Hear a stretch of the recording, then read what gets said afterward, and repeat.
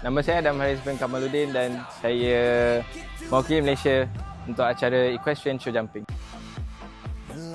Dari segi latihan, semuanya berjalan dengan baik. Kami training setiap bulan dan setiap minggu, dan coach kami dari Jerman datang ke sini setiap bulan untuk training.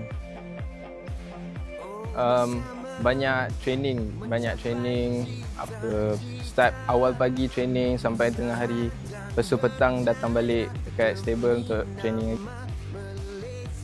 Banyak juga yang keluar untuk maintenance kuda, untuk training juga, competition, semua banyak kena keluarkan duit lah.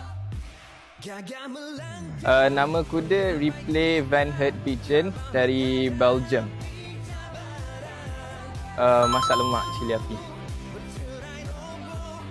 Kalau bukan equestrian, saya rasa golf. Golf? Orang first yang akan call parents lah, sebab diorang banyak berkorban, keluarkan duit semua, keluarkan macam-macam lah untuk saya ke level ni. Terima kasih kepada Adabi dan seluruh rakyat Malaysia atas sokongan untuk SEA Games 2025.